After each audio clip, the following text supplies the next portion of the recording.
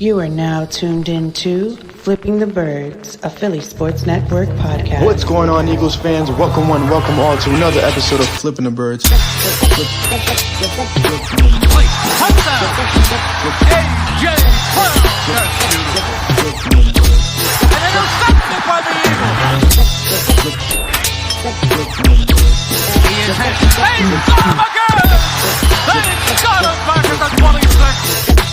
He's into the end zone. Touchdown, Eagles.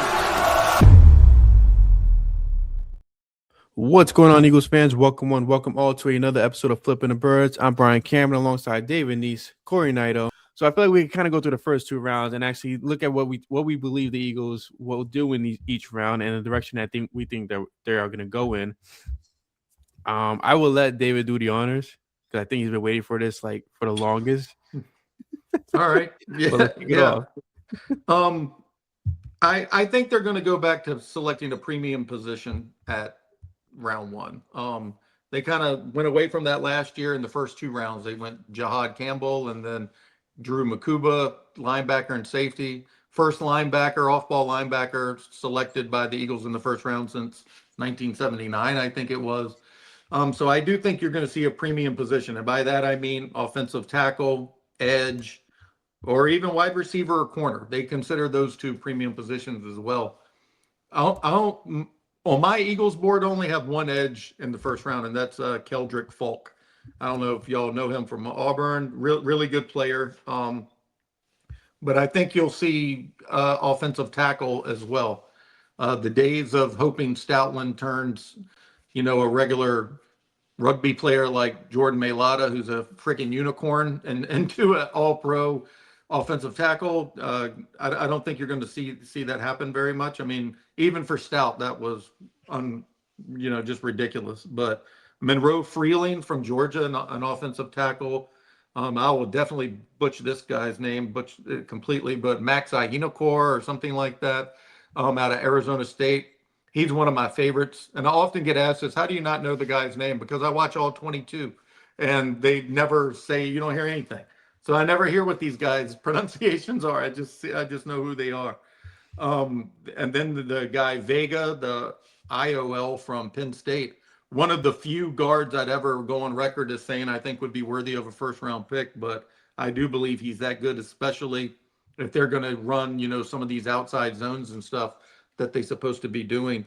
And then you talk about guys who could just fall, like Caleb Downs at safety. If he fell, I mean, that's not like one of the premium positions, but I have him ranked as the number one player in the entire draft. And Carnell Tate at wide receiver. We mentioned offline Omar Cooper Jr. And then Dylan Thieneman, I think is how you say it. Yes. Thieneman, yeah.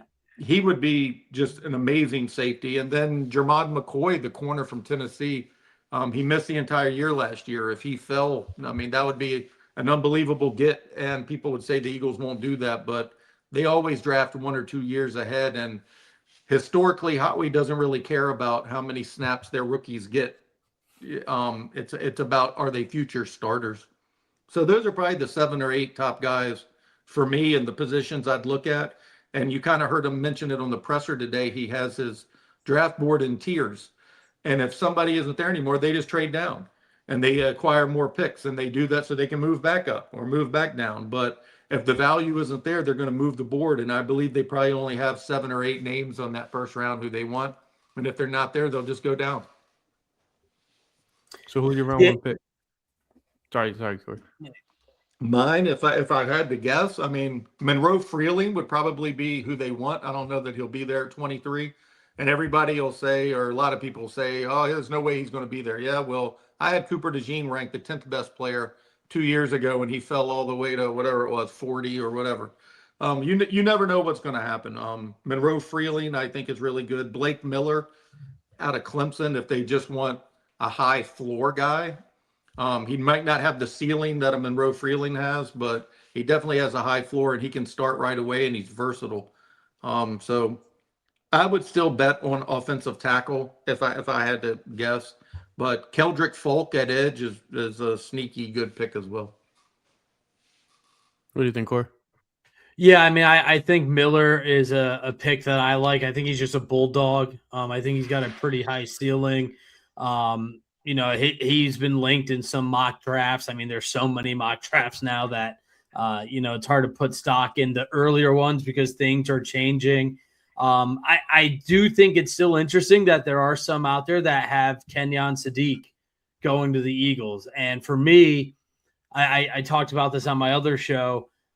If Kenyon Sadiq is available at 23, I said they have to take him because I think he's one of the top skilled position players in this draft. Now it depends on if Amon Freeling drops like David mentioned, or the guy from Penn State drops somehow. Like, okay, maybe you don't, but I, I don't know if they could pass up on Kenyon Sadiq. Now, I know there's some that don't love exactly what he brings, and there's a lot of hype because of what he did in the combine. So I certainly get that. But I agree with David. I do think they're going to go back to the trenches. I like Miller. I like Caden Proctor out of Alabama. He's just a mammoth of a player. 6'6", 370 pounds. Just really strong hands. Just really good torque. I think Alabama offensive linemen typically have a pretty solid track record here. But I think they will go with an offensive line because they don't know what they're looking at with Lane Johnson and Landon Dickerson, right? So as David mentioned, Howie likes to plan a year or two ahead. So why not get a top offensive lineman in this draft class, which I really feel like this is the draft for Howie Roseman for some of these trench picks compared to the skill players. So why not load up and get somebody? So I'm going to go that the Eagles will take a first round offensive lineman. I do like the Miller pick, but I'll stick with Caden Proctor. I just think he's a big time body, and I think he would be a solid fit. I'm going to go against the grain of what you guys are selecting. I'm going to follow the trend of how he's done over the last two drafts. And I'm gonna follow the money trail just because I still feel like a lot of the money's still in the offense, which gives them the advantage to still build up defense. And it's hard not to go with him, David. Dylan Thieneman. I mean, I like him. He just seems like the perfect fit for this defense. He gives me a lot of Justin Simmons vibes. And he's the type of player like I feel like he's the clone of Cooper in another position, if that makes any sense. Like he's everywhere where he needs to be. He has a nose for the ball. He's aggressive. He's a good tackler. And it feels like that final piece for the defense where you can allow to take a step back from the offense, but you kind of go with this offensive unit as is and focus on them in the later rounds and take this risk of a safety early on. I feel like they haven't drafted a safety in the first round since since when? In the first round? Yeah. Safety in the first round? I don't think ever, right? I'm no, sure Makubu was second. Correct. Yeah, I'm sure they have, but it's been a while. Yeah, I'll go through it real quick, but Okay. yeah, it has been a while. Yeah, I'm gonna go with Dylan. I think he's a perfect fit. And I just, if he falls in that 20 range, I think Eagles make the move of jumping up. Whether it's one or two spots. I doubt he falls all the way to 23, but it seems like a good move for Howie Roseman to kind of shore up this defense for Vic Fangio going into the season. Yeah, I mean his coverage instincts are the best in the class probably for a safety. Fluid hips, elite speed, especially at his 200 pounds. Like you didn't mention his size, which is really pretty stout guy. I have never looked at his RAS scores or any of that, but he triggers downhill very quickly against the run. Super competitive, plays for an organization that's been winning the past couple of years. But yeah, I'm a big fan of him too, and I do think he would be a very intriguing player for them if he happened to be sitting there. I have him in the top 15ish or so, but he's versatile too. He played 1,100 snaps or so at free safety and 750ish in the box. So in a Fangio defense, versatility is supreme, and he brings all of that. So yeah, he would be a very interesting pick. And same with Corey's guy, Caden Proctor. Like I would have probably been really high on him as Stoutland, was still the OL coach. It's just hard to know what Mannion wants from his tackles.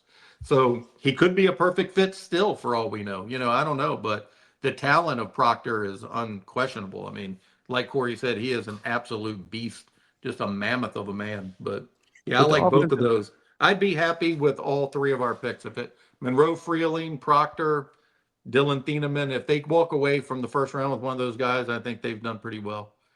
The Eagles with have never drafted a safety in the first round. Wow. oh no, it was 35 years ago, 1988. Who did they draft?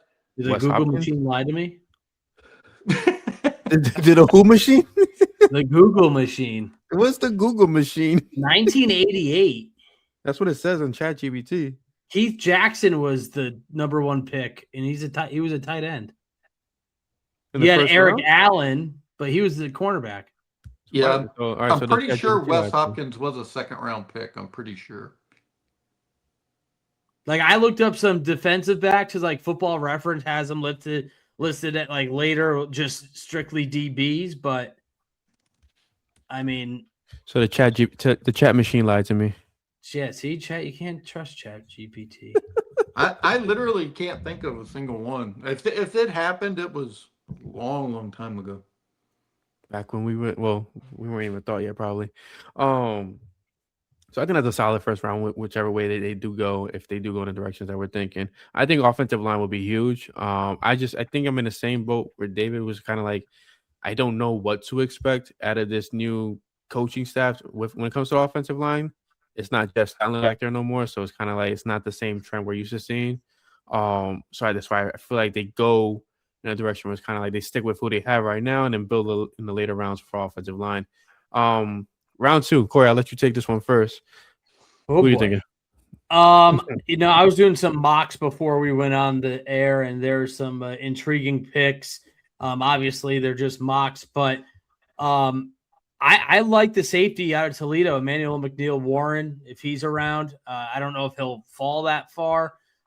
Teammates with Quinyon Mitchell, the really just rangy, athletic type player. I like him in the second round. We talked about tight ends a while ago, and I'm really high on Eli Stowers. I just think that the history of winning the Mackey Award over the last decade means something. I mean, Brock Bowers, Tyler Warren, Mark Andrews, Trey McBride. I mean, these are perennial Pro Bowl tight ends, and Eli Stowers won that award. So Stowers might be a little bit of a reach. It seems like from what I'm seeing, he's probably maybe a third rounder. I know David likes Oscar Delp a lot out of Georgia. I like Max Clare too out of Ohio State for a tight end. Again, there could be some really good value at tight end. I know I mentioned Kenyon Sadiq in the first round, where I think it could be easier for the Eagles to bypass him, even if he falls to 23.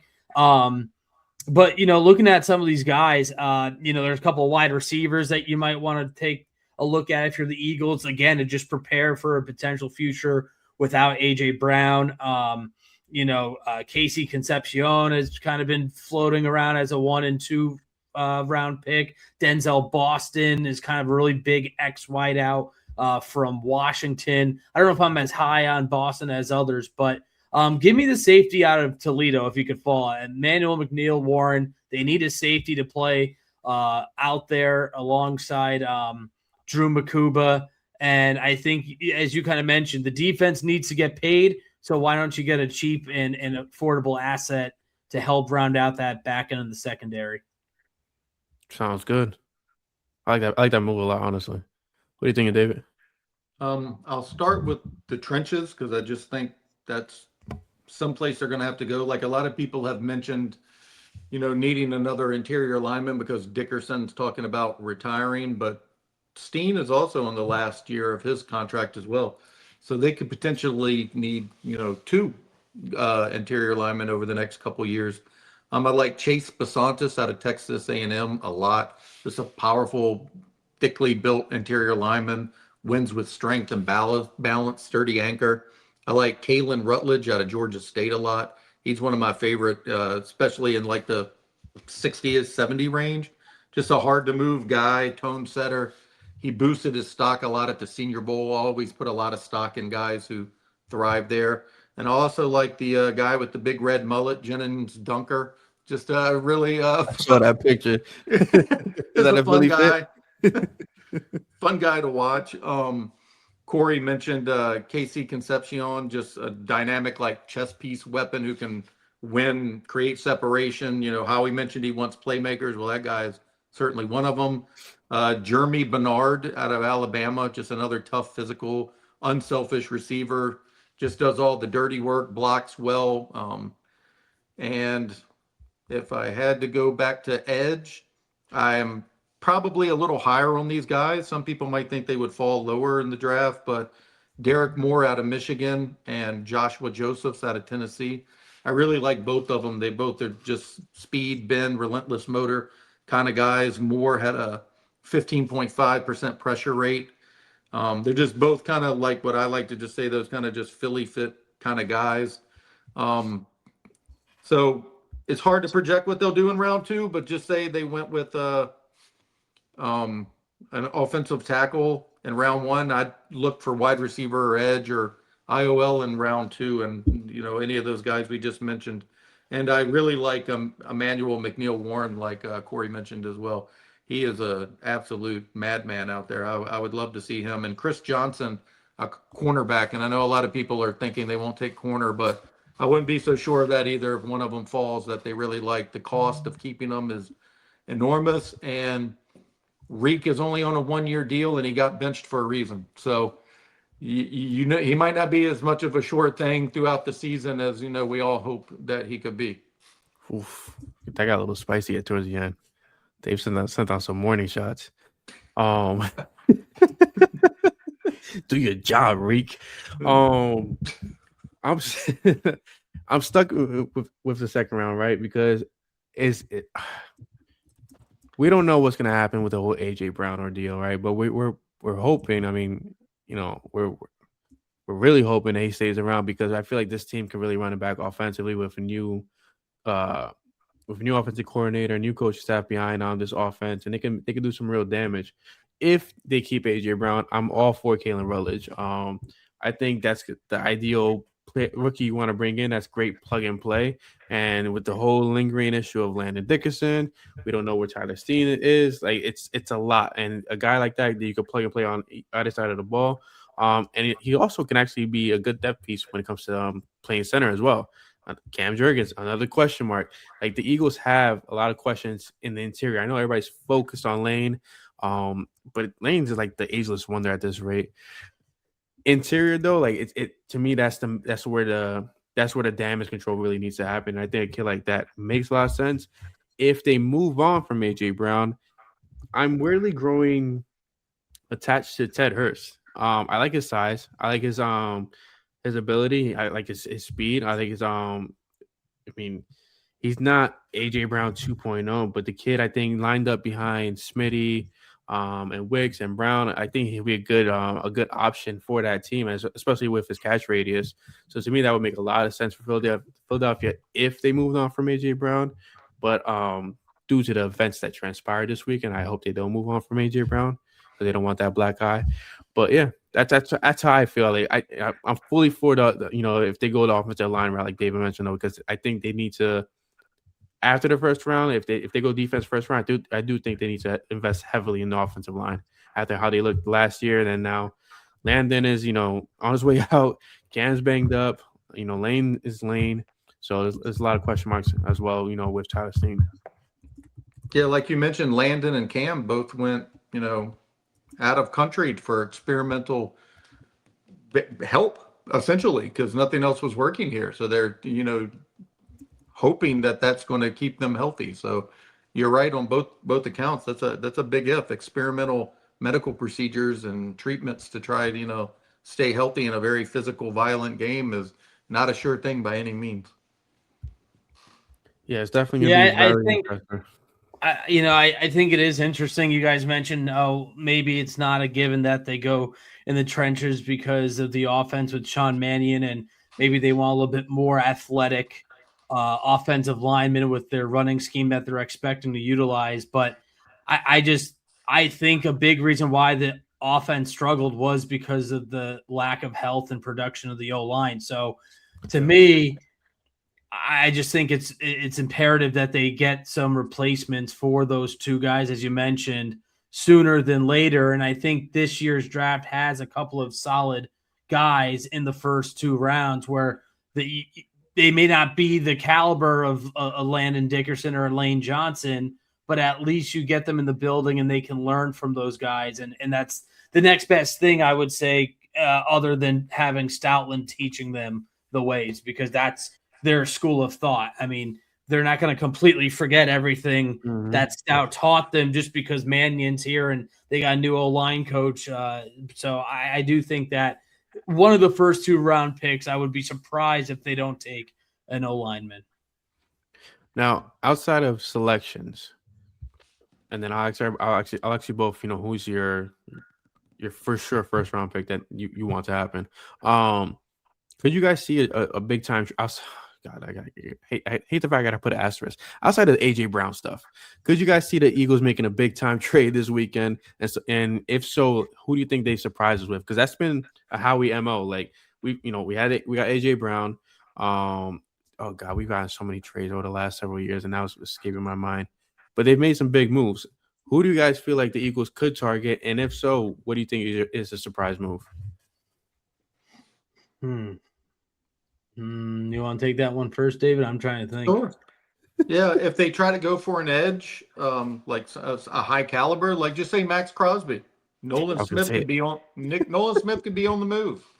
I mean, I do think that both of him and Jalix are kind of redundant. They probably would like to have, somebody bigger on one side, like, opposite. So if I had to, come up with a surprise guy to be dealt, I would probably go with Nolan Smith on defense. And on offense, we just mentioned it, but Tyler Steen. He fought for years to get a starting spot. He's better in pass pro than the run game, in my opinion. But I don't know where he stands with this coaching staff, and that's what makes this so fascinating this upcoming weekend. Then, of course, you could always throw in the Tanner McKee. If some team's willing to give him a second or third round pick, they have insulated themselves with Andy Dalton, who, he's 38 years old, but there's nothing on the football field he hasn't seen. He could definitely come in and win a couple of games if needed. Yeah, I mean, maybe Grenard. Maybe they find a deal with Grenard with the Vikings. Obviously, that was kind of a rumor a couple months ago. Maybe on draft day, the wheels are turning and they both can agree on a deal. Obviously, Grenard's going to want some money to be added once they acquire him. But, man, if they were to – what if they just flip and trade A.J. Brown to the Raiders for Max Crosby and some other picks and some other swap picks there? That would be pretty crazy. I mean, I don't know how happy AJ would be. I think Las Vegas still is a few years away, but obviously with getting Mendoza and you've got Genti and a couple other guys there, maybe they can make some noise. But, maybe they try and get a Grenard player and they realize, hey, like we're not getting the edge rushers we're looking for in this year's draft. Or, I mean, there's no doubt how he's going to make a move, right? I mean, the dude just always wheels and deals. Both of you guys took my answer, so I'm claiming, default on this one. I know for a fact because he's done this in the past, and we both, I think, have very similar liking to Draft Day movie.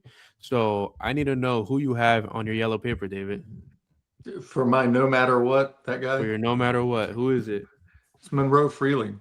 Oh, okay. Yeah, it is. I would give up pick 23 and 68 and move up to 17, 16, whatever it took to get him. Yeah, I think he's the best offensive tackle for the Philadelphia Eagles in the draft. Okay. How you feeling, Corey? Yeah, I mean, David's more in tune with the draft picks than I am, admittedly. I mean, this dude just eats, sleeps, and breathes draft prospect, and he's been absolutely crushing it for us over at Philly Sports Network with all the coverage. So, I hat have to tip tell to David to calm down with his writing at times. dude, every single day. It's like, got a draft piece ready. Got a what if the Eagles did this piece? I'm like, my man is just like he's like the Kermit the Frog gif. Just How the just Eagles, typing Max away. Crosby, and Sesame Street are all inclusion. Yeah, but I would take David's word, man. If Freeling is that legit, then go and get him. I mean, I do think they need a premier offensive line in this year's draft. I mean, I think, and I don't know if you guys agree, I think this year's draft is a little lackluster in terms of high end talent and names compared to years past. But it doesn't mean that you can't find good value. I mean, a fourth, fifth, sixth rounder can always turn into something. I mean, I know Tom Brady is the overused example of a 6th round pick turning into a Hall of Famer. And obviously that's rare, but you never know with some of these guys. And I think the Eagles do a very good job scouting. They do their due diligence. They're out and about. They're doing different things to kind of get in the trenches with some of these guys. They're doing top 30 visits like every team. So it'll be exciting. I don't think they're going to swing and miss in the first round. I think there are teams out there that are probably the fans are biting their nails and rocking back and forth, saying, "Man, like we can't mess up this pick." I don't think Howie Roseman is going to do that. So for my no matter what, I'm taking it from a different angle.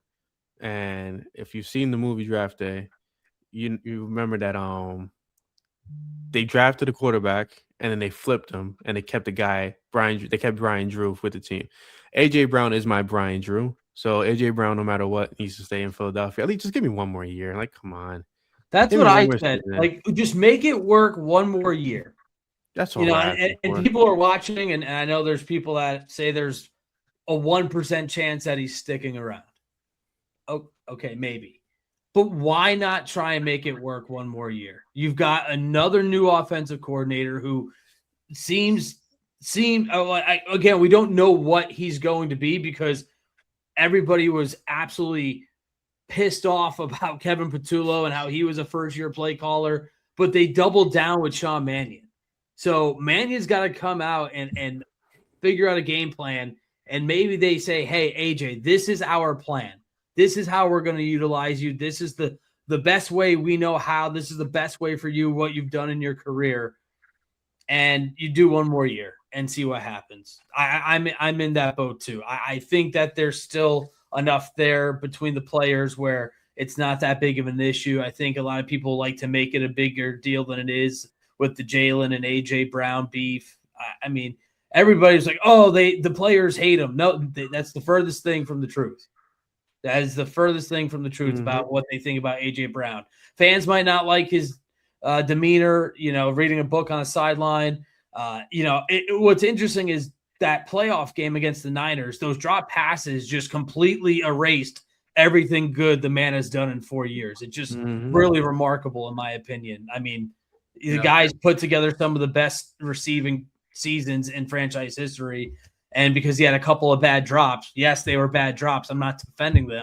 Yeah, maybe he took off some routes, but I don't know. I mean, I never played in the NFL, obviously, but if I'm running the same route over and over and over again, and my coaching staff, I'm gonna get so annoyed. I'm gonna be like, what? I'm running routes for the love of the game. I mean, like, what are we doing here? So, I don't know. I'm still holding out hope that I think AJ does stick it out for one more year. Yeah, I love that. AJ Brown, no matter what. Honorable Freeling, no matter what. We will be going live before the draft, though. Yeah.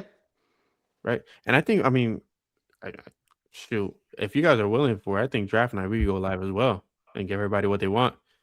That would be cool. 3 most handsome faces in all Philadelphia sports market. Sure.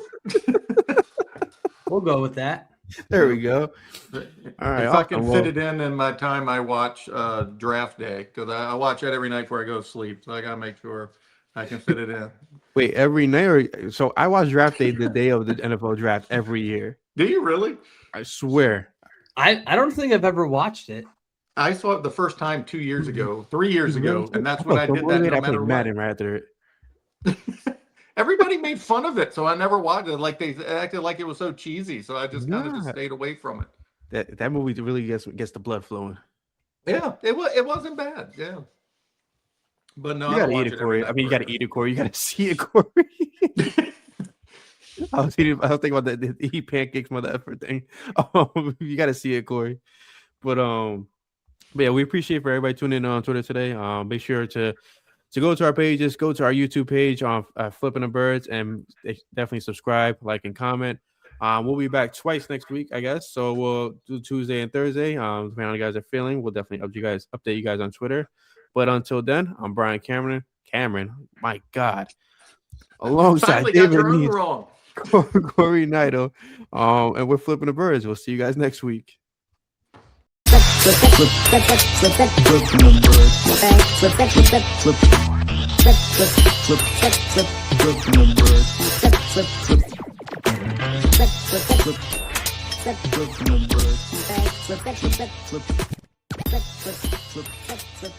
birds.